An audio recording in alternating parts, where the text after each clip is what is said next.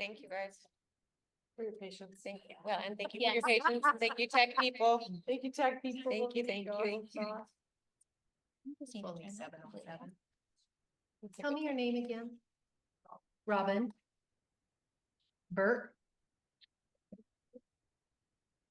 Keep going. Well, have them all in your. Well, I just know. Well, all I care about is skip you. Well, Kim knows, so let's move on. Oh, wow. It's all about you. Good thing we're talking All about. right, here you go, Kim. Why are we even here?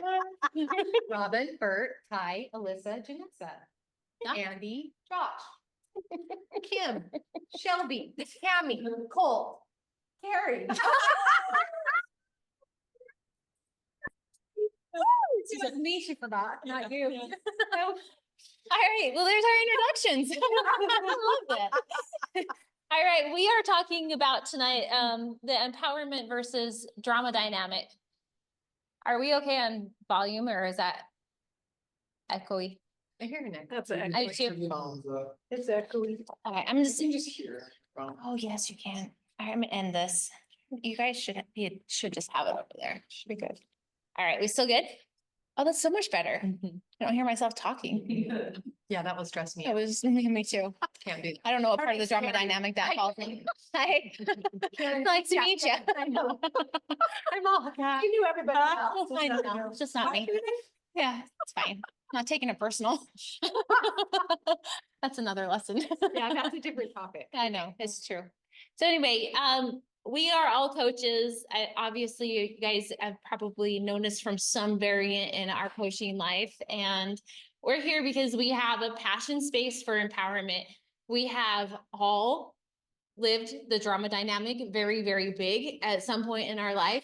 And sometimes we still dip our toe in. And sometimes I'll even call somebody and be like, okay, I'm 100% ego in it right now. And I'm living in drama, right? And they hold space for me for a few minutes and then I jump back out. And that is the point of tonight, is just to bring some awareness to what it looks like maybe to be in drama and how do we jump out of it? Because sometimes there are some secondary gains that we like latch onto as, you know, as a truth of like, if I allow myself to move into empowerment, then I lose this part of me or this something in my life. So that's what this is. I mean, a big part of that is tonight is that we just get to hopefully bring some awareness for you guys. And this is an open space. So whether or not you're on Zoom, Andy's kind of manning that back there. So if there's questions that pop up, he will bring them to the forefront for us. And then you guys, please, please, please, let's talk. This is, I mean, it's a small group. It's intimate. It's not very often that you guys almost get one-on-one coaches. So utilize us and our expertise because we're here to like empower you. So, I mean, yeah, you can go home and like practice some of this stuff and play with some of this stuff because it's really, really cool. So, all right, I'm turning the time over now to the beautiful, wait, what's your name? Good one. The one and only. The one and only. What's her face? What's her face? This is not what's her toe. Okay, yeah. It's really fascinating to have friends that practice this stuff. They're not all, you know, they're my friends.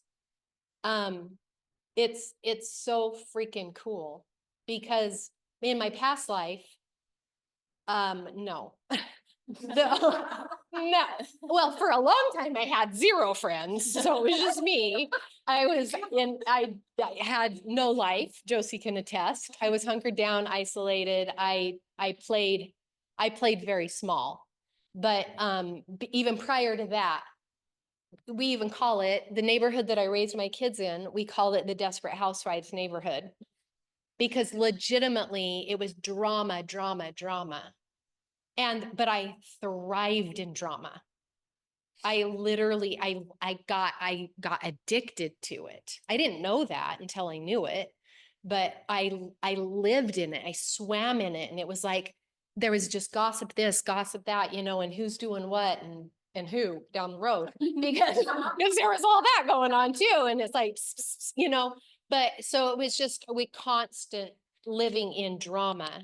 And that was, and then obviously prior to my adulthood with my children, there's the high school years, middle school, right? That's what we live in. Hopefully, no more. We get to raise our kids now, those of you that have littles and that you're raising, we get to do this different. And this is really exciting. Like, I didn't really learn drama dynamics and empowerment dynamics until about 5 years ago. But after I learned those, I imposed them in my life. I was very intentional. So I'm hoping that all of you, whatever you learn here tonight, you take home even this much. Even if you only adopt one empowerment dynamic to go home and practice for the next month, you're winning because you get to do life super different now moving forward. Then you can start to teach these things to your kids. And we get to start to have a community that does things different. And we don't have to stay in that space and in those cycles. So I'm just going to touch on the drama dynamics and the empowerment dynamics. And then we're going to all and anybody can jump in here too. And we'll have discussion because that's really what we love. We want to be in a learning space, like Carrie said. We want real life examples too, right? Like, okay, super cool in theory, but how do you go home now and apply in a real life setting? So the first one I'm going to start with is the victim. This is the drama. And everybody's heard that word before. The victim drama dynamic. Victim. What does a victim do? What do they sound like? How do they act? What's kind of the vibe around a victim? This happened to me. It always happens like this. It's very extreme. Of course this would happen to me. Of course this would happen to me. Yeah. Just waiting for the next bomb to drop. Yeah, I get that. I get that one a lot. Anything else? The world's out to get me. Oh, it's a good one. Yeah, truly. I had no choice. Oh my gosh, you guys. This was my jam. Me and victim. Oh, me too. Yeah. Oh my gosh, yes. I played all the drama dynamics very, very well. And but I dare say this was probably my favorite role. Woe is me. And I got the pity party. I got a lot of attention. I got that's a secondary gain. I got love and attention when my life was falling apart. And poor Kim, here goes Kim again. Look at Kim always is, I'm the black sheep of the family, kind of the scapegoat. I don't make a lot of sense to my siblings, my parents. Things have always kind of gone wrong for me or whatever. Well, we're going to talk about that. I created this mess, right? But me and victim, we're real tight. So wait, what? Real tight. I like that. Super tight. Best friends. Yeah. Me and Carrie, we're tight. Remember my name. Wait, what? We're not going there tonight, guys. Yes. I didn't take it personal. I should have forgot about it. I know. Another class. Carrie keeps trying to jump to the 4 agreements, but okay. Oh. I'm teasing. We're not talking about that tonight. It's true. My best. So life's happening to me is really kind of the blanket statement for a victim. Everything's happening to me. Okay. Let me ask yes. a quick question, just you guys just think about it. Oh, Oh, get that one. What? How would you describe the universe? As friendly or as an unfriendly, hostile? Like if you think about that for yourself, just consider that for a second. Because if it is a hostile universe and world that we live in, that is a victim perspective. And so there's nothing right or wrong about it. We're not here to judge it. We're here to look at it clearly.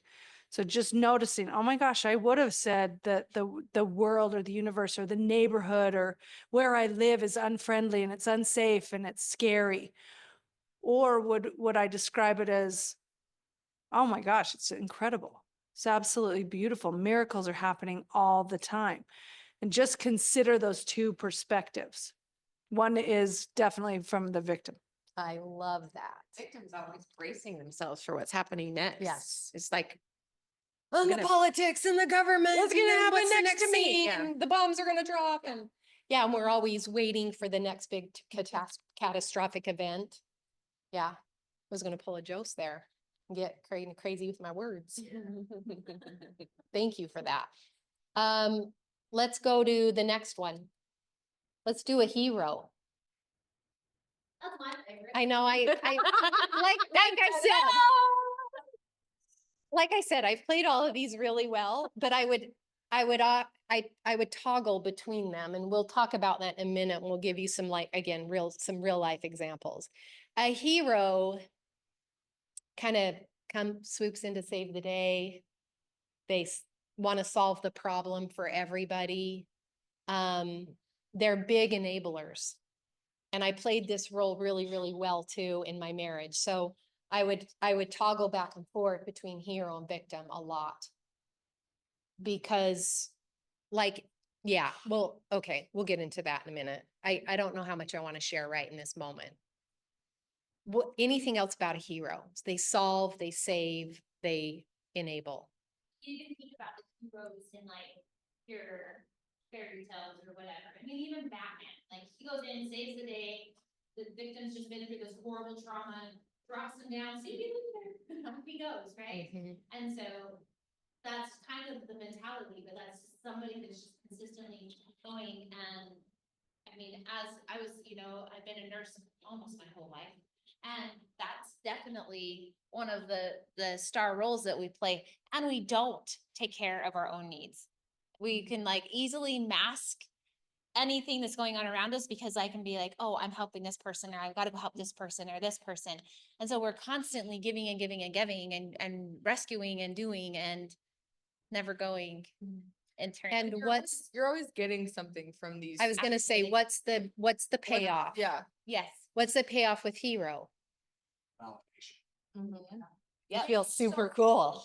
Look, I just helped them, It's Yeah. a uniform, right? Yeah. And if you think about most people that put on a uniform, there's a ton of hero that goes into that. Mhm. So Well, it's interesting because the hero, you think they fly in with their cape and are all excited, but they usually respond like this. Oh, I guess I'll help. My mom. Oh my Okay. gosh. I'll My take daughter needs casserole me to up the pay her street. rent. And so it's interesting that how they play the victim role, even though they're the hero. Right. And often a byproduct of heroes, they carry a lot of resentment as well because they're going in with that type of attitude. They're martyrs. They're martyrs, right? Okay, super good. The next drama dynamic we'll talk about is the villain. Is that how you spell it? Did I spell it right? You did Elaine. this to me.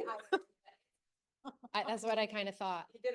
I You should have done it differently. Shaming. We're shaming me. The villain, the bully. Oh, no. That's not a thing in this. No. Yeah, I know you did. I'm all, wait, is that a rule? I don't remember that one in language arts. Okay. So villains. Villains are bullies. Villains often pick fights. Now, I didn't learn this until a few years ago when I learned this because I sat at the, wait, what? So, okay, thanks. Anyways, I sat in my class. Okay, I was in a training and I was like, I'm not a villain. I've never been a villain. It's not in my framework. And my trainer said, bullshit. And I was like, okay. This is awkward. What does she know about me that I don't? Because I'm like, no. And I would suggest that everybody here has never played the villain because we're in the healing arts world. We want to help people and la la la la la, and she's like, bullshit, bullshit, bullshit. And I'm like, okay, I need to learn. So I'm a student now, So I learned that I did bully in a totally different way. So I wasn't outward like this. I didn't pick fights. I didn't verbally abuse. I didn't anything like that. But I withheld. I withheld my voice, and I basically went like this and gave, especially my husband, my ex-husband, the silent treatment. Is that not every bit as bad? Right? So I was like, oh, I did play the villain. I just did it in a different way. Any other examples of villains? It's pretty cut and dry. There's always a villain in the story too, right? Think about Disney. Yeah. Little Mermaid, who was it? Oh, Ursula. oh, Ursula. Yeah. Well, and I think villains just want to feel in control and feel powerful, right? And so if they feel powerless, they often over dominate or whatever because they feel small, insignificant, insecure, powerless over their world. And so just knowing that little bit of information, we can have a lot of perception shifts with each one of these, where we can also start to develop a muscle for compassion, just a little bit of compassion and a little bit of empathy, even for the big bad wolf, right? Because seeing them now more as like, oh, they're scared. They feel powerless. They're out of control in their world. So just food for thought.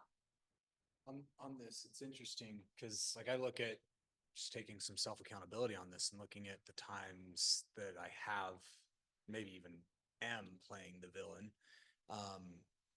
It's always justified, right? Like the villain is always able to say, well, this is why I'm this way.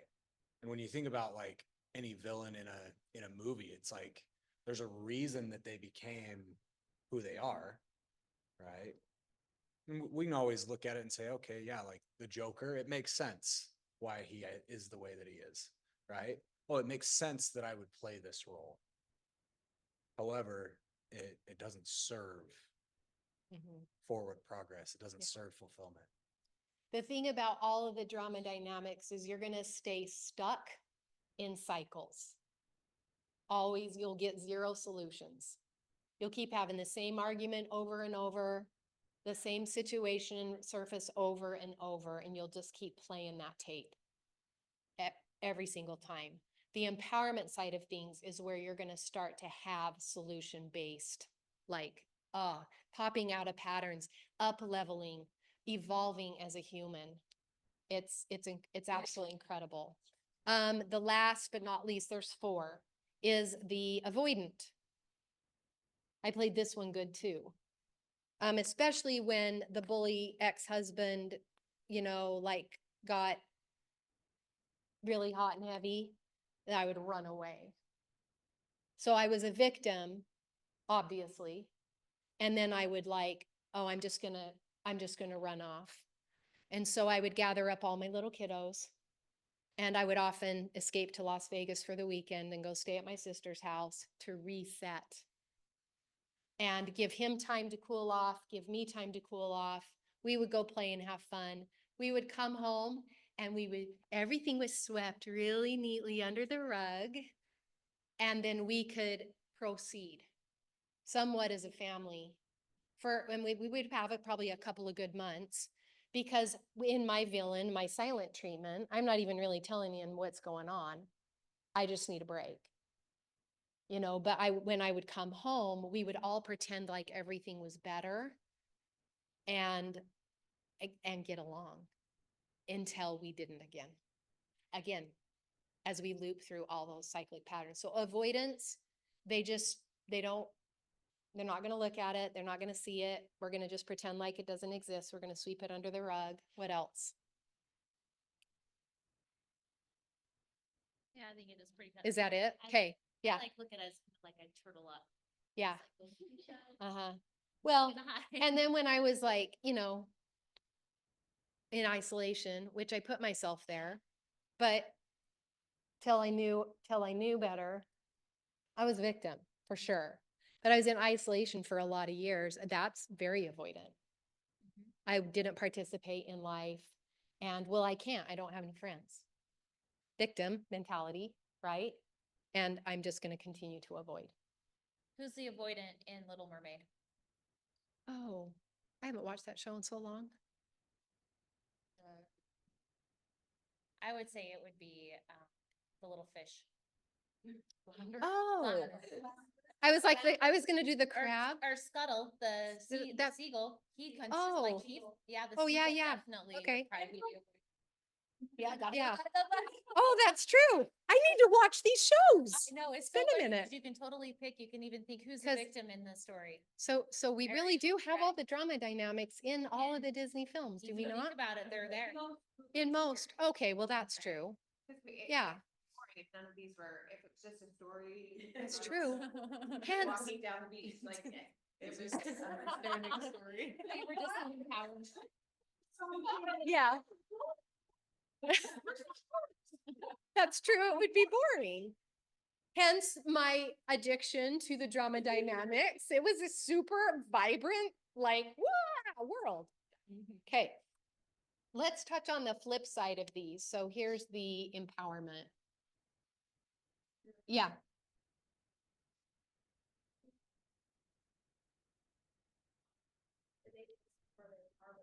But like, if someone is trying to like set boundaries or like that help them feel comfortable or safe in things, but then they're being labeled as a villain or an avoidant, where it's like a sweet spot, because if someone is trying to create a safe space for them, but someone is taking it personal, then they're immediately labeled, right, as a villain or an Yeah. avoidant. Yeah. Yeah. Or Mhm. like, So that's such a good question. And I'm going to pass it off to these guys or Shelby.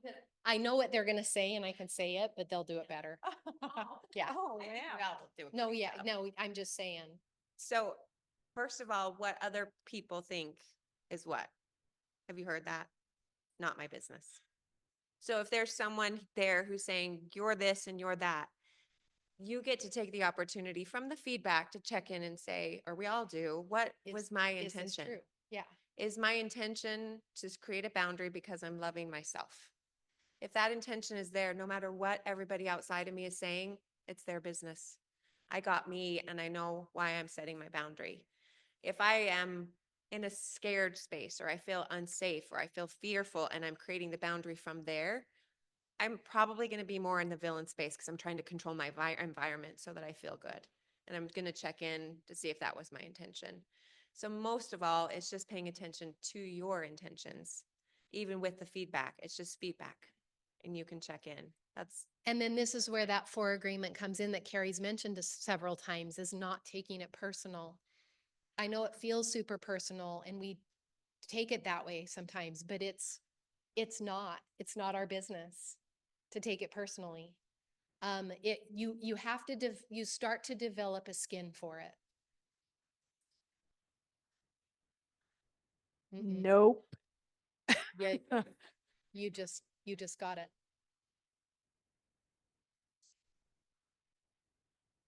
I don't know if I fully understand that question. So example, I love her, but if I set a boundary that with it, word it. Just like if my intention is not to create a boundary to be a villain or avoidant, but to like protect my peace. Like Yes, yes. And she takes it personal, but like how do I love Ah, her, but like be like, I love you, but this boundary helps me. I know Yeah. you don't understand, but then like without being like, I don't care about your feelings. Because like at the end of the day, like I love my mom and I want us both to feel good in whatever the relationship is. I love what you just said right there. I love you, Mom. I care about our relationship. And I know you don't know exactly what you just said. I would convey that. That was perfect. That's actually why you're putting the boundaries. Because I love you. If you don't and I care love about the us. relationship, you don't take the time to put a boundary in and protect yourself within the relationship. You just go away. Right? So because you care about the relationship and at a neutral time, not in the middle of an upset, you can explain that because I care so much about our relationship and I am invested here, I am going to do these things to set myself up for success. Remembering that what Shelby brought in, if you are in the victim wheel, that's all you see. If I believe that the universe is unfriendly, scary, that's all I see. Even though if you guys were like, no way, it's awesome, I love it. I'm like, no, you're lying to me. You're mean. Oh my gosh, this is scary. And I will project victim all over anyone that's in my space. For someone who's outside of that perspective, we can take a deep breath and go, oh, I understand. It makes sense. Like what Colt was saying about the villain. It makes sense why they're responding that way. And I'm still going to hold my boundary. Yeah. Within that loving space for myself. Mhm. Know that they're playing in the drama and being okay that they're there and they Mhm. don't understand, but you've done what you have to do to make sure you're good. Mhm. And I love you, but I gotta take Mhm. care of me. Yeah. I wanted to add something too, because. Thanks, Faith. The villain can step in if we think our boundary is imposed on someone else. So I can give you an example. When I was married, I would tell my husband, you can't talk to me like that. So if you talk to me like that, you need to leave. That's me controlling him. So now I do step into the villain. I thought I was creating a boundary, but I wasn't. I was playing the villain. But if he comes into the room and he's talking to me like that, and I say, when you talk to me like that, I will not stay for it. Now I'm taking back my power. He can yell, you can yell all you want in that space, but I will be excusing myself. And so making sure that our boundaries are ours and we're not controlling anybody else outside of us. And there is that difference. The villain will come in and try to control. And for me too, a lot of my boundaries, I haven't even ever spoken to the other individuals. They're mine. And I'm the only one that knows about them. So, which is super cool because I'm like, I know when I'm going to my mom and dad's house, they get 1 hour, maybe 2 if I'm in a really good mood. But I watch the clock. They don't know this. And I go and here's the thing. My mom and dad, they're 82 and 84. They're right. They're not going to change. And they're just not. I'm not being a pessimist here. They're not going to change. And for a lot of years, I just have known they're just are who they are. They're not on a personal development journey like I am. And we can we can invite them. Hey, mom, I would love for you to get on board with this with me so that we can create some win-wins and do this together. And if you don't understand, you know, you don't say it's not my problem, but I would love for you to understand. And I get that you don't. And I love you anyway.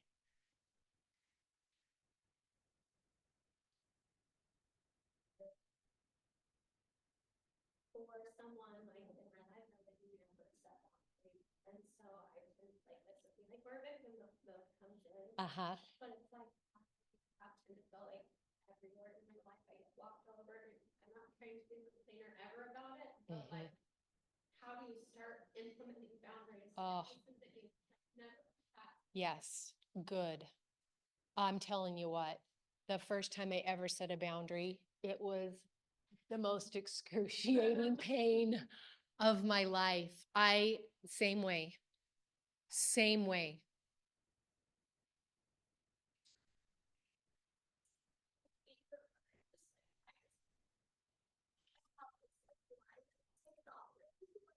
Yeah.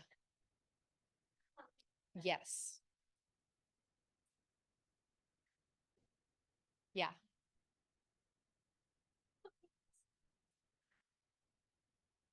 Hmm. Yeah. I love that. I love that so much. I was in the I don't want to say I was in the exact same place because I know that my experience is different than yours, so I don't want to discredit that. And very similar. And it felt like I was going extreme. And I did for a minute because I was so messy at setting boundaries. And it did come across really rude and abrupt, and it didn't feel like my nature. And now I can do it with grace. And it's second nature. And I know how beautiful they are. They're mm, a little bit, right. Yeah. Yeah. Yeah. Yeah. So I would baby step it. You don't have to set a big, gigantic boundary right out of the gate. I would start setting really small boundaries, half step boundaries just with yourself and start practicing that first. And then I'm going to turn the time over to anybody else here. Ask you, do you respect your boundary? Then that's all that matters. If you respect your boundary, like Kim doesn't even need her parents to know it. She respects it. It's time, and she stands up and goes. Time. I You gotta don't go. need anyone else. Your boundaries are about you. And as long as you respect that I'm becoming a new person, you don't need to be all angry and respect my boundaries and get really big, because that's not who you are. You need to look at your watch and say, my time's up. I gotta go. And they'll go, what? You just got yeah, love Or you where do guys. you See gotta ya. run off to? Oh, I have an appointment, that's all. Or when I get there, I'm like, I only have 15 minutes, but I was in the area and I thought I'd stop by and say hi. And then they love that. And oh, and this was gonna be my other point. Because of their age and because I know they're never gonna change and they're not gonna hear my viewpoint, I smile and nod. My dad's like this and teaching me about all the things. And I'm like, yeah, I've heard that story 95 times. And my mom's like, Ken, stop it. And then they start fighting. And I just sit and politely smile and nod and breathe, because a lot of times I'm getting the shit triggered out of me all over the place, because I'm like, oh, because this is familiar territory, right? And I've learned how to ground and breathe and just give them what they need. They need time from me. And I'm willing to do that for them at this point. About 10 years ago, I wasn't. So my boundary with my family was complete cutoff. So that was really extreme, right? I went really extreme, and then I started to kind of step back in a little bit. I'm like, oh, I can give them a little bit more of my time. Oh, I do have a little bit more compassion and empathy. Oh, I'm learning so much. Oh, they've gone through trauma just like I have. It started somewhere. Then I start to have much more of a muscle that I can stay a little bit closer and I don't have to be so extreme. And they were flipping out when I kind of shut the door on the relationship. And in fact, my mom has an email that goes out to the whole family, and she forgot to take me out of it one time. And the whole thing was about me. Yeah, I know, right? I'm like, hey, mom, I'm in this thread. She, oh, Kimberly, that wasn't, yeah, super fun. But I knew that all this was going on because they were so worried about me because I wasn't participating in the family anymore. Because we are talking drama dynamic central in my family of origin. They're so enmeshed, so codependent, so like Josie knows. Oh, it's fun. Yeah. Like figuring out your needs and like meeting your needs first. So I feel like getting super clear on your needs, it sounds like you're a very giving, caring person and you don't just want to like cut that off because you're like, I'm done. I feel like I'm going to explode. So just figuring out like your needs. Okay, this is my map. This is what makes me feel good. This is how much I have to give. And after that, I'm done. Love it. Yeah. I want to add to that too. There's a difference between being nice and kind. Yeah. When we're nice, that's the self-sacrificing, that's the pleaser. we want to make sure everybody else's needs are taken care of and we forget about our own needs. Kindness is, I understand I have needs and I understand you have needs. How can we meet here in this space? When we have forgotten about our needs, we do tend to have an angry reaction when our needs are dropped off. And we think that the anger is towards people outside of us who are not assisting us in our needs or breaking our boundaries. And if we really want to take a look at it, we're actually angry at ourselves for not holding our boundaries.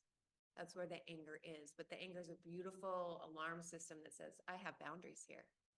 So our anger shows us something in regards to our boundaries. And so just noticing I feel angry, that means I haven't held up my boundary in this department. And then that self-forgiveness piece of, okay, I can see my innocence. And now what do I want to do from here? And I think too, where you haven't had a chance really most of your life to really practice boundaries, allow there to be a practice space and find a safe person. Then you just say like, I just need to practice this with you. Let me just hold can you hold this space for me while we're practicing? And like, for me, that was a coach, right? I was able to find some people that were able to jump into my life and I was able to finally practice some solid boundaries where I'm a lot like you. I just like was in it and going and not even aware that I even had needs. Right. And it was really interesting too, because that day that we did the needs little activity, there were so many, especially moms that have young kids that couldn't articulate their own needs. They could talk all day long about their kids and there's people and everything else. And it felt really comfortable for them to say all of those needs. But when we go internal and start saying, this is what I need.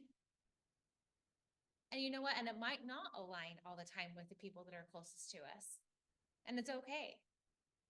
Right? Anyway, I think practicing it though, and saying, you know what? I'm practicing boundaries and I'm not going to be perfect at it right now. Yeah. And I'm going to have some emotion behind my voice and I'm going to have this while I'm practicing, trying to make this happen. Can you hold space for me with this? And if not, then you turn around and walk away, right? Like that's just, and then the anger doesn't have to come in, right? But you have been so open and so honest with where you're at. That's it. That's it. That's enough. Yeah. And you're doing your best. Yeah. And in the beginning, it's kind of messy. And I realized a lot too when, this is like, clients will come in all the time. Well, I set the boundary and they crossed it. No, you let them. So we're the holder of the boundary. And that's what I had to learn too. I hold the boundary. If anybody crosses it, it's because I let them cross it.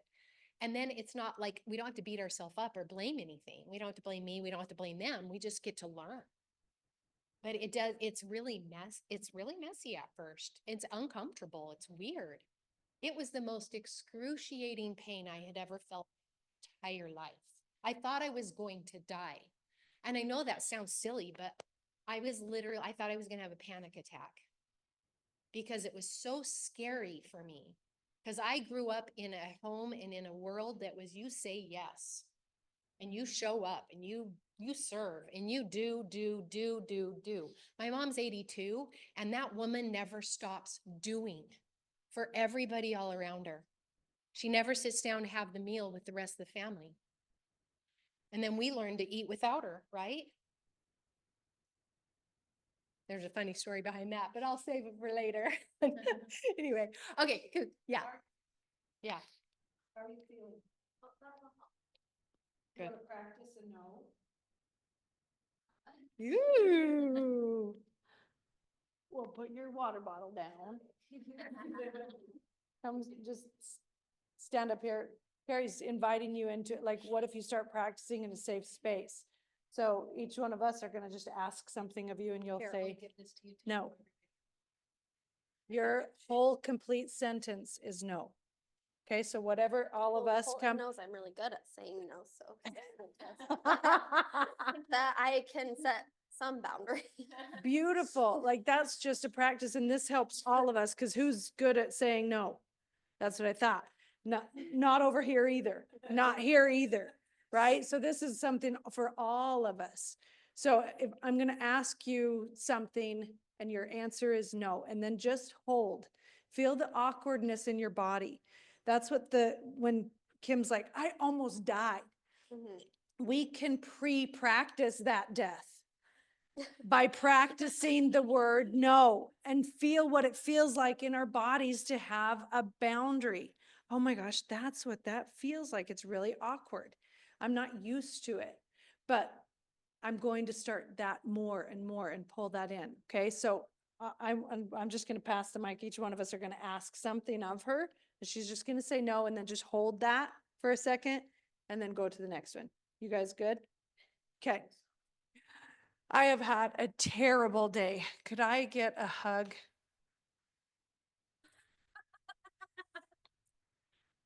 Why'd you ask me that question?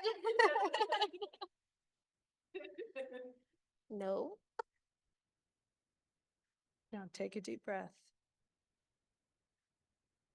Feel how awkward that. Yeah, You're like, love it. no, I I love would have it. just hugged you. Yeah. But the answer is no. That's just what we're practicing. I don't give hugs to people. Ooh. Ooh, yeah, just No push hugs. back. I'm a no hug zone. Don't come near me. Okay, beautiful. Where do you feel that in your body? Right here. Okay, your voice, your throat chakra, just being able to say no, and your whole body's look at the gates, right? You're doing all of the dancing. So as each person comes and asks you for something, take a deep breath and deliver your no. Okay, I'm going to help coach you around your body language. Because if I say no to you like this, you can shove me over. If I can push like that, then I will. I'm used to getting my way. You always tell me yes, and I will keep pushing. Even if you say no and you don't mean it, I'm going to keep pushing until you train me that you mean it and you hold and you're not movable. Okay? Still movable. It's okay because we're practicing. But this is just awareness as in your body, holding the actual no and meaning it. Okay, so Joe's come and ask her something. I want you to open up your body language. There you go. Should I stand like this? Is it really good? Has anyone seen Ted Lasso? Yes. Remember when she goes? I don't know what to ask. Oh, yes, I do. My back really hurts. Can you give me a massage, please? No. Damn it. Okay, Joe, did you feel like she meant it? Was there some wiggle Halfway. room? Okay. There was So wiggle room. Yeah. you're moving forward. Do you feel that? Yes. Because with me, you were so hesitant to even say it. You wanted a hug. Right, it was so simple. Come on, Jen. So easy. You today. Some days we do not feel like giving hugs, and we still say yes even when they want that. I love hugs. For me, some days I'm like, everybody, I've been overtouched today by 16 children. Yeah. All right, ready? No. No.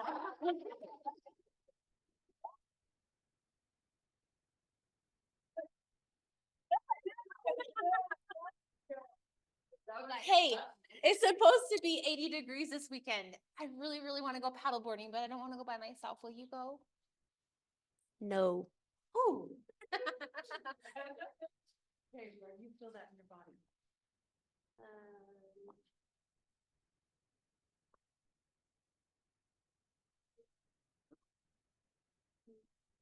Registered? No.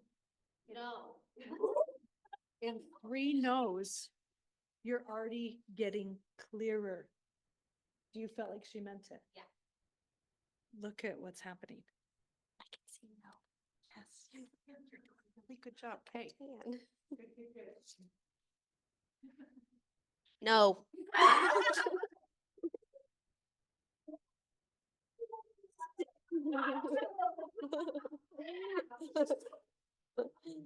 Fair enough. Hey, I know that you've had a long day. I would love to give you a massage. No. Double no. No.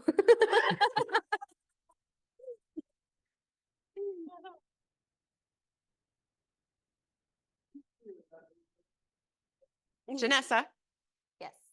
will you tell me no? That was tricky. I'm just gonna come close to you. No. Are you sure? Positive. Like no. just a little bit closer? No. Too close. Or, like, No. deeper? Like No. Mm-mm. No.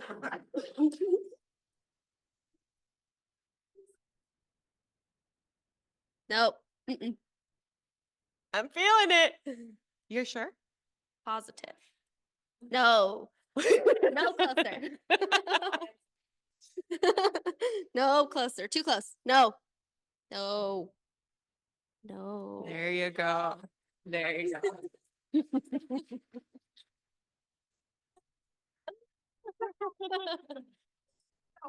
Good. Look at you physically moved her back. You Instead of weren't abrupt. Was that abrupt. kind? You were letting me know, you were very clear, but it was solid, right? Where in the past you would be like, pulling back, or you go, Right. no, because you were angry. But in that case, it was solid, no. You did. watch, the energy speaks way louder than anything else. Once you mean it, people are like, oh, she actually means that. Mhm. You wanna give it a go? One more. Oh, okay. She's solid. I'm thinking of something.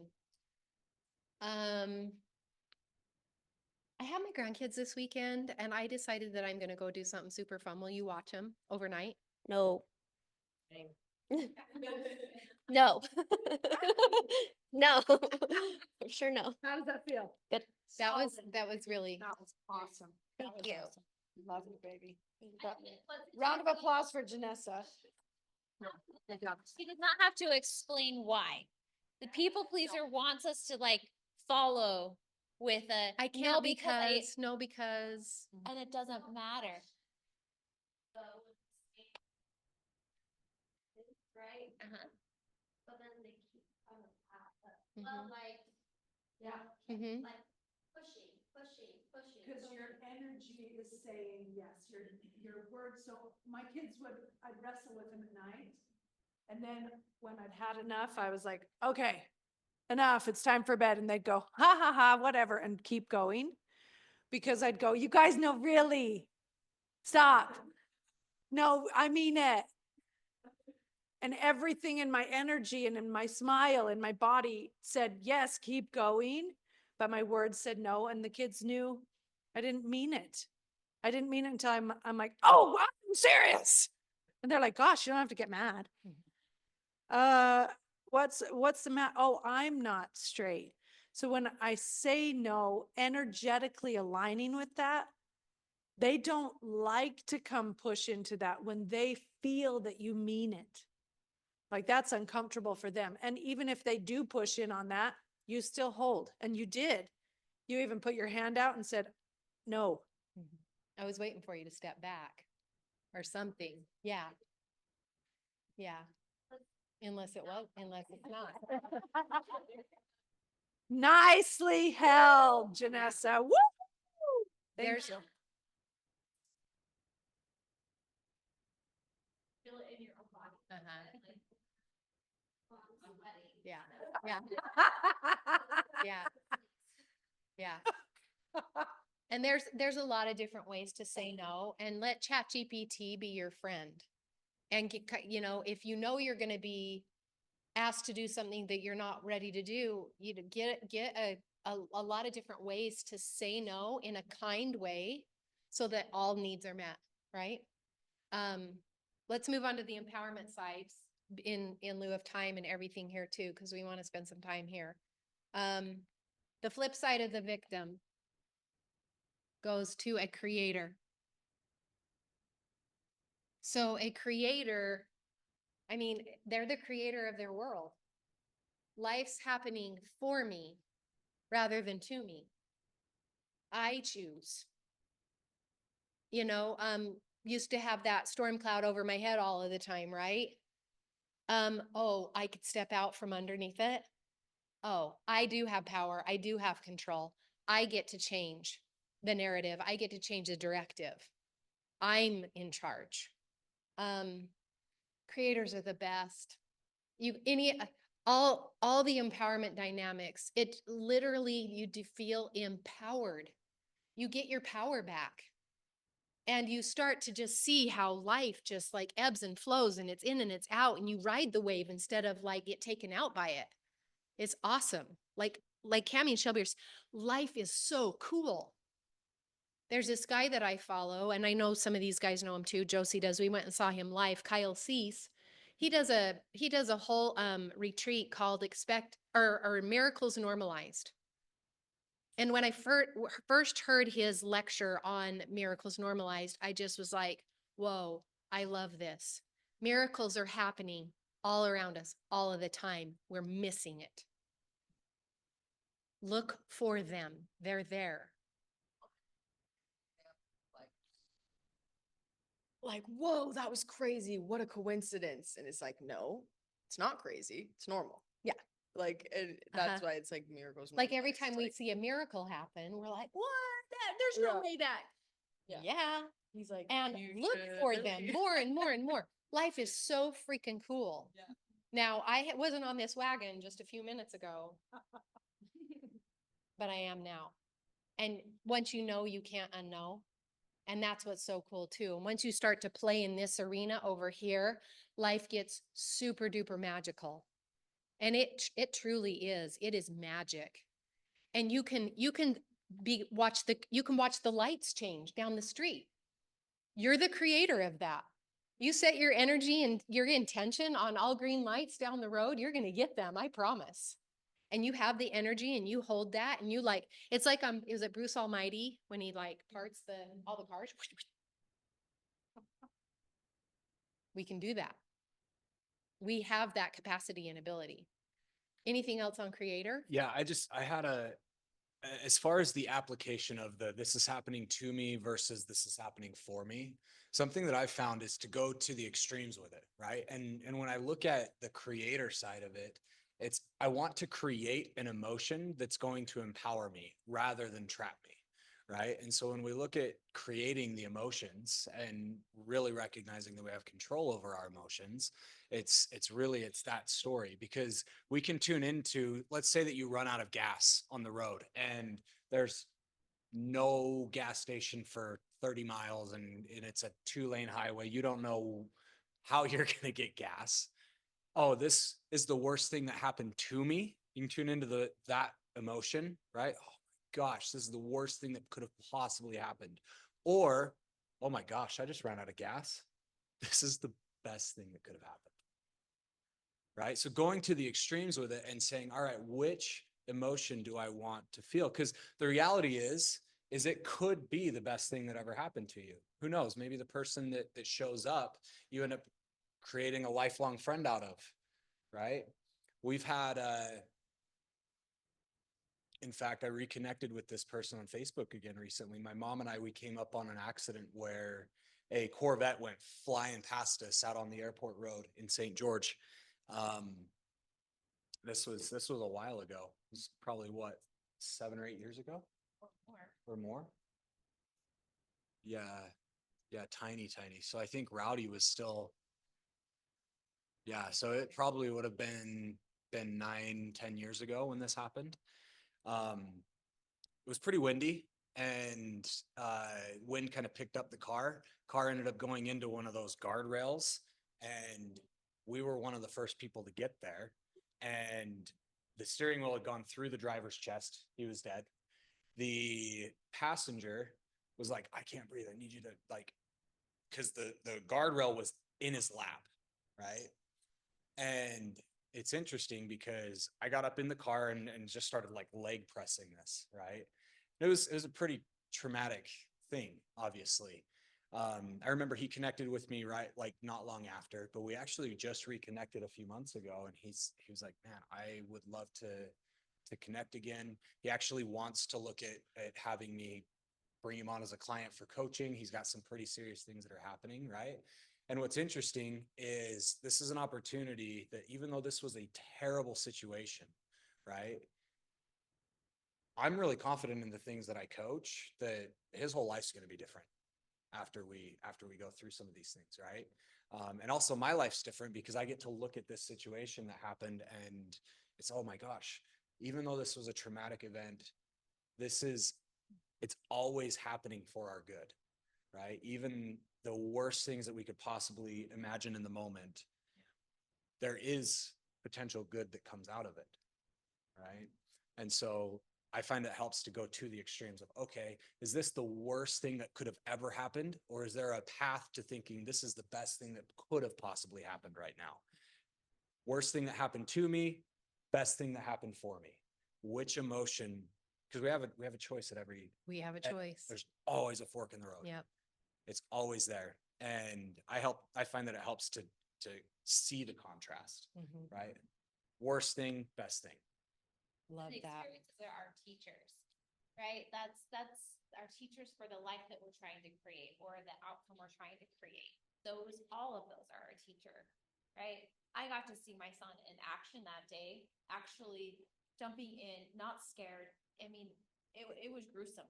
It was gruesome. And there was other people all around screaming, you got to help this guy. And we're like, there's nothing that we can do for this one, but we can with this one, right?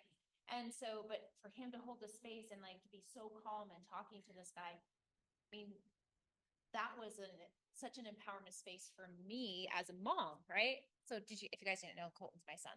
So anyway, but also like as we're creating this life, like what are we trying to create and letting these experiences be our guides, our teachers, instead of going to that negative, like this is just always what it's going to be, or this or that. And so As long as we're human beings on the planet, we're going to be in a state of learning and growth. And as a human being on the planet, we're going to get sick. We're going to see death. We're going to see all the things. We're going to see the beautiful things of birth and it's all going to happen.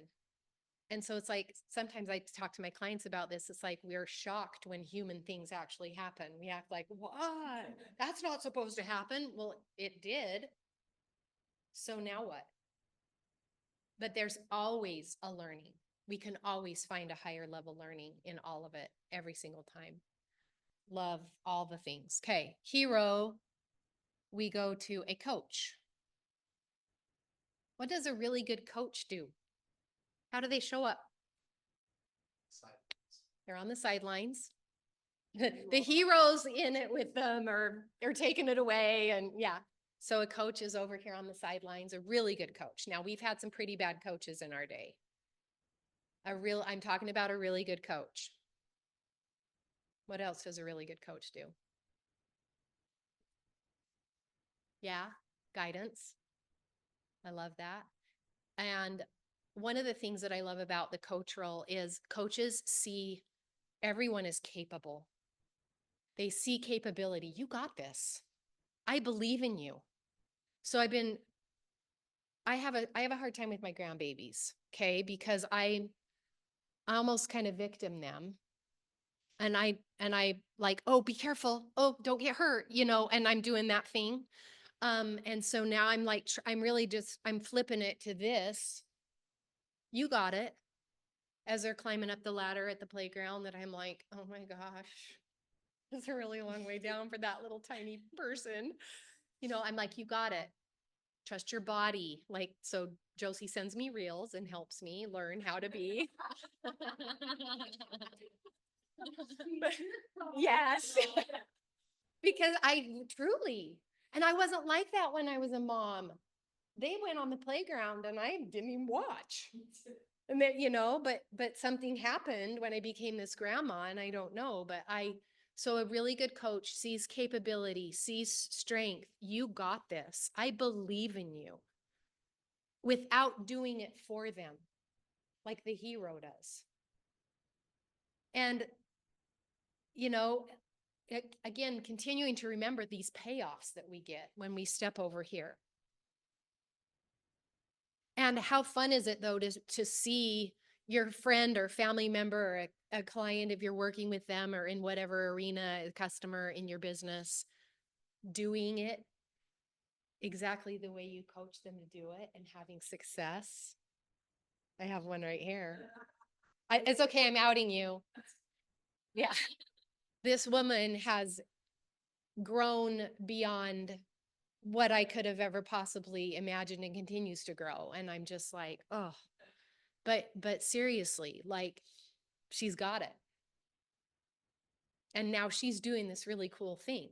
She's got a podcast that's just blowing up and teaching others how to do the thing, guiding, coaching. I love it. So awesome. I think there's a, like, if we want to look at it standing back,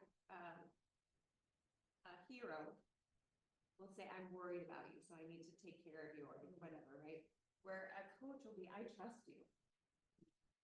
And the other thing for heroes, they step right in. They think that everybody needs you, like needs us, the heroes. Where a coach actually comes in and says, I have answers if you're interested, but I will not, like, they don't usually come in without consent. Consent's really important in the coach role. And there was one more, but I'm not thinking of it right now. Nobody help me. The other thing is the judging. The hero is full of judgment, full of it, where the coach comes in neutral. If you've got, so just watching my son's state tournament, his coach is full of disappointment and disgust at his player versus across the way, the teams that's winning, their coach is sitting there, whether his team member does an awesome job or a terrible job, coach has this face. Just completely neutral. The kids are out there just doing their best. So those little nuances of finding, they're so close. So finding whether we're on the hero side or the coach side, asking yourself like, wow, I am judging so hard. I'm totally taking a hero role here. Just stepping off of that judgment. I did remember, I found it. The the coach helps us find our own answers, which I just did, right? So it's that encouragement. What, how do you want me to support you? Where do you want it? Where do you feel that in your body? Like trusting the person they're working with or being with, that they have the answers inside. And it's the coaching or coaxing their answers to surface. That's what a coach's role is. And it's one of the best roles. The villain goes to a challenger. This one I get stumped on, so I'm gonna enlist my people here. The way that I see a challenger, and a coach can do this too, is a challenger is gonna ask really good questions to impose challenge what's coming at them. And then that's where I get done. One of my favorite phrases on that is when you hear like, oh, I just can't do this. And then the challenger comes in with, unless you can. Right? Just that flip. Like, wait, unless I can. I'd never even thought that thought. I didn't even consider that possibility. And the challenger comes in at that point. Anybody else want to comment on the challenger? Yeah, Hard one. No, you're Oh. good. You're good. yeah, I think that's, I mean, it's an empowering space when you get to start to step into that, because for most of us, we're really good at the people pleasing. And so for us to start challenging some of the beliefs, the patterns, the things that we have been stuck in, now this is the time where we get to say like, okay, wait, why am I buying into that belief? Is there any point in me doing this, or what? I mean, what is the reasoning I'm doing it? So I'm starting to challenge old systems, old beliefs, old patterns, and habits. Like challenging the reason why do I have this habit of like, I've got to go do this every single day? How many of you guys get in your car and you just go to a place and not even think about it? Right? I mean, we like live unconsciously like 96% of our life, right? We just get in the car, we do the things, and we're like, wait a minute, I wasn't going to Walmart, I was going to a different store or whatever, right? But we're just, I think I need milk. but I didn't get the right place or go to the right place because I was unconsciously thinking I just need to go to Walmart to get milk, right? So anyway, I just said right like 4 times.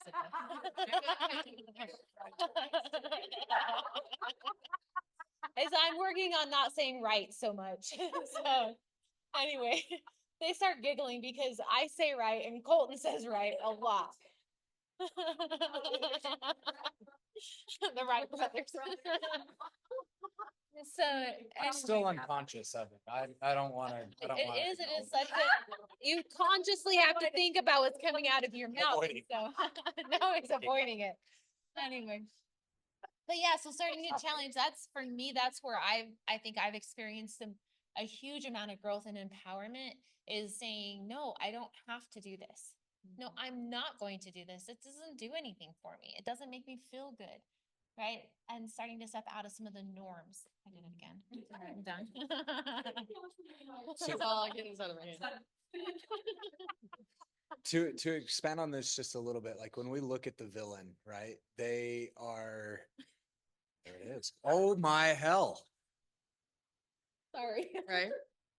It's me that's working on it, not you. Go for it. Okay, all right. I'll just give you 5 every time you do. Go. Okay, I'm just gonna stay here, Right here. I'll hit. right? You go.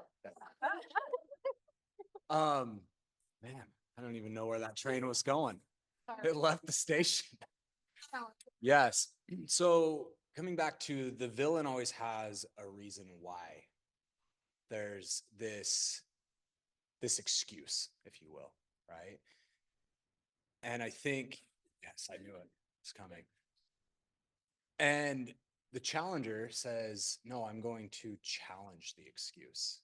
I'm going to say, maybe there's a different way to think about this. Maybe there is a different narrative that I could apply to this. And that's what you did when you said worst case scenario, you challenge that idea and say, what if it's the best? Exactly.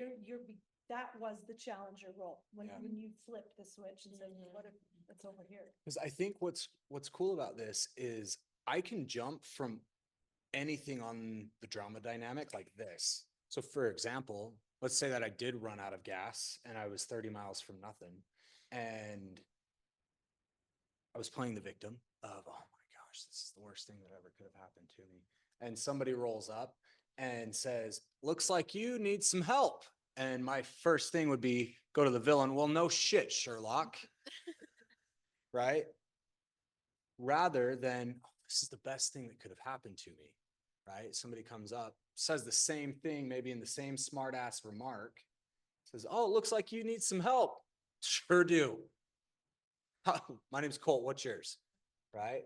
Are you heading that do you know where the next gas station is? And it turns into a positive empowerment dynamic rather than me feeling anger. That helped. That's that just good. showed up. Exactly.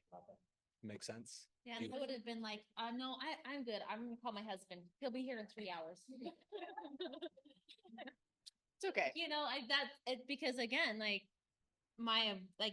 it was be more comfortable for me to go to avoid it and let my husband be the hero that comes and saves the day. Right? So anyway. Love that.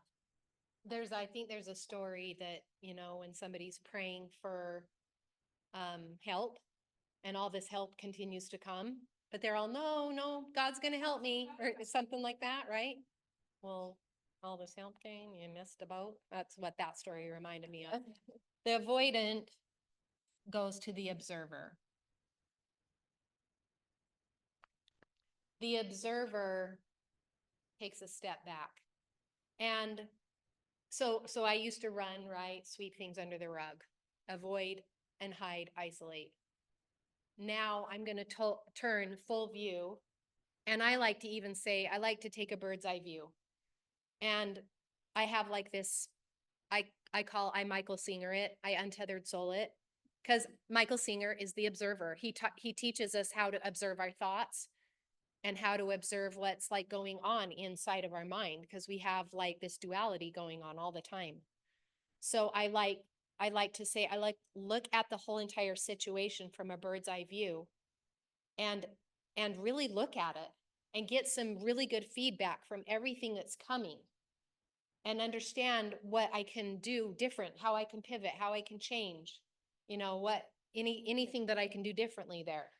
The observer is non-judgmental awareness. We've talked a little bit about judgment. I would suggest that when we're over here in empowerment in any one of those, we are stepping out of judgment and becoming very neutral,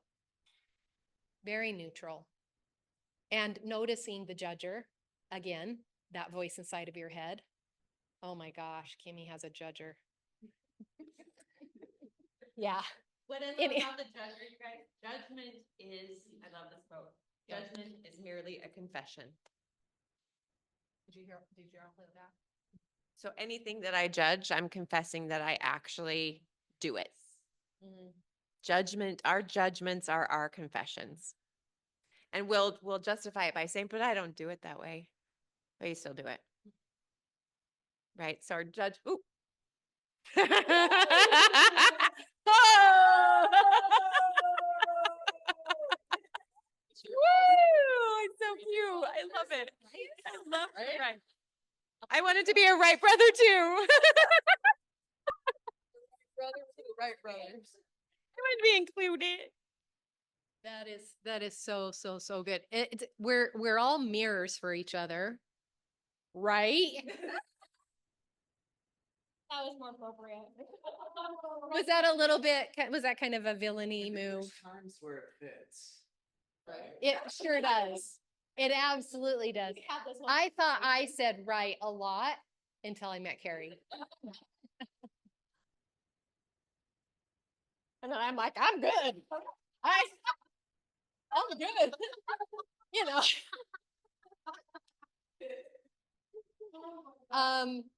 Now I lost my train of thought. Oh, yes. What are you understanding? Do you ever find yourself going back into? Oh, like 100%. Which is all the time. Every day. Yeah.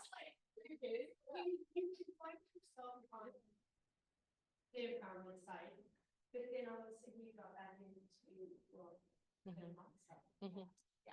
Well, it's our default for a long time. It's all we knew for years. So falling back to default. With education and awareness, now we have choice. So with our awareness of these roles that we play, that means now in the future, I can pay more attention and observe my actions and my thoughts and have make a choice. Do I want to keep being the villain in this story right now? If you do, awesome. Keep plugging away. We're good at it. We get good at it. But if you don't, now you know where to go from the villain. I can step back and choose challenger. And there's a belief in there somewhere that I can challenge. I know it. A belief that's been running my whole life. Where's that belief that's creating the villain so that I can challenge it? But you'll have a choice. But sweetheart, Robin, right? We're still human.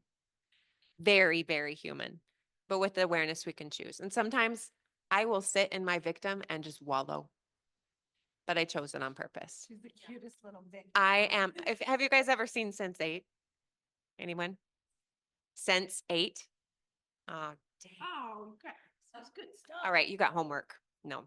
But there's a dramatic gay man on that show, and everything is like on the ground with his stuffed animals, his thumb in his mouth, like total victim on the floor. And I say, if you want to play the victim and see what it feels like, let her play it out. Let him or her play it out. See what she wants to say and how she says it, and get really familiar with her so that when she does come in, you go, oh, I know that script. I know how she plays. That's how we get to know that side of us so we can really love them. Bring them into the fold, welcome all of us home. The more we get to know those parts of ourselves, the more we can love them and the more we have a choice out of it. Rather than hating them and going, I can't be that way, it's wrong. It's part of us. Bring it home. And it's a muscle. You know, you don't go to the gym and do one curl and you're ripped. You know, we expect like, okay, we learned this thing now, we got it. it's a dance, right? And it's consistency and repetition and noticing when you're back over here and then you're like, oh, I can choose out, and then you choose back over. And so you just kind of go like this for a while. And like she said, I'm the same way. And when I call my friends, I'm in victim. It is what it is. This is where I'm at, and I'm choosing to be here. I won't be here for long. But can you just hang out here with me for a minute? And every single one of them would be like, yes, let's do it. So I know I'm intentionally choosing to be in drama or in empowerment. And if it's not a conscious choice, like I love that you guys are here as a couple, because what happens is now when you get to go home, Bert comes home from a hard day of work and it's like, and you're like, oh, that kind of sounded a little victim-y. Is that really what you're wanting to create? Say yes, and then get on the floor, Robin, go.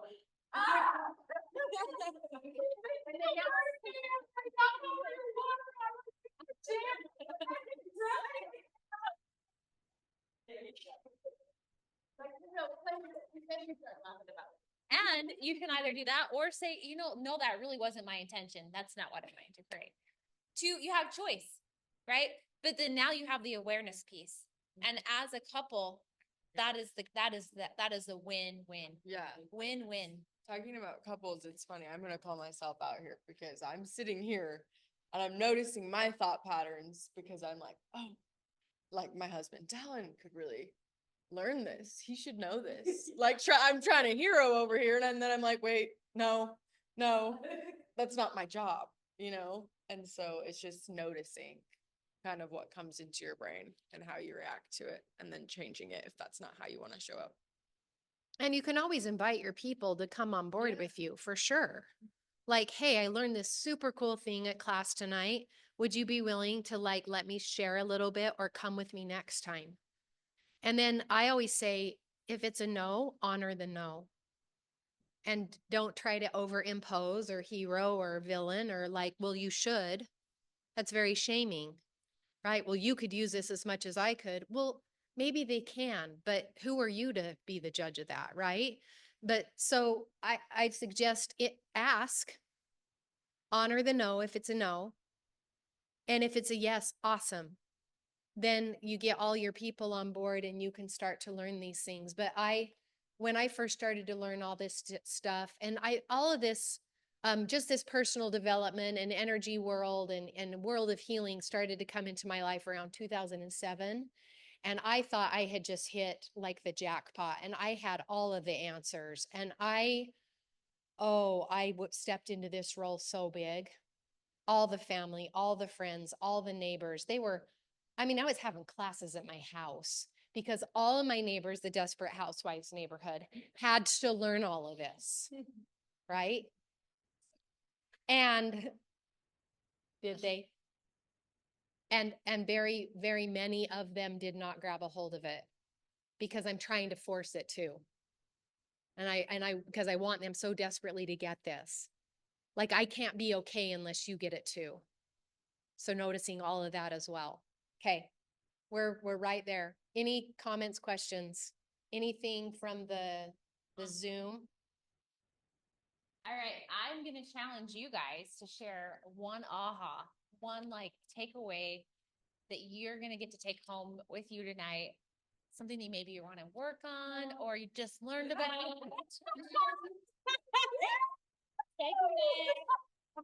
You got it. Yeah, we all need a high five on that one. Does anybody have anything that they would like? Just an aha. It was like, holy crap, I never thought about that or anything like that. It's normal to go back and forth. Yeah. And start reading. Very good. Beautiful. So good. One thing on this is I think that this is where when we look at the problems in our lives and maybe there's things that we're avoiding, the second we start to look at this, even just looking at this, it puts you in empowerment because you're observing, right? And so that's oftentimes the first step towards figuring something out, towards getting yourself into empowerment is playing the observer role. Okay, let's pull up the drama dynamic. Where am I playing in this? Right? Okay, yeah, I am gonna go back and forth. Sometimes it's minute by minute, right? Feel like you're doing good and then something kicks you back and it's completely normal. But just looking at it puts you in empowerment. Well, and kind of like what Josie was saying, when you're talking about the drama dynamic, I'm like, oh, that's my parents, that's my, that's my dad. And then, and like, then I'm like, wait a minute, hold on. And I'm like, oh my gosh, yeah. Even last night, I was like victim, like laying, wallowing, like in just like despair, like, I don't wanna do this, you know? And then like this voice was like, no, get up, like you do this, you got this. And just that was amazing because I never really used to have that. It was like victim, that was it. Victim, and maybe these other things, but that was me. And so I think that it's important to remember now, we've got all of these, it's a human thing, we're gonna dip into it, but it really is empowering. And I can change, and I'm trying to get into this coaching role, so like that was really fun, but a lot of ahas about being a coach. Because that's what I'm trying to do as I'm creating, you know, my podcast to business and things. I love that. And something else too, that just want to bring awareness to this is we think that all of these drama dynamics are played between two people or other people and us. And when we take a look at that and we think I usually only play the victim, or I usually only we're playing it here. But we do play every single one of those to ourselves. Oh, yeah. Every single one. So we all have played that role. I do avoid sometimes even thinking about what's going on in here, or I do beat myself up. I'm the bully to myself. I do try to save myself and get myself out of situations when I ought to face, right? We play each one. And so it's a great learning space to do the self-reflection on how I do this to myself. It'll tell you a lot about how it plays out in the world for you. But bringing it home first. Mic drop. Wow. Thanks, Cam. I'd love to hear from our two Thanks, Carrie. Works like that.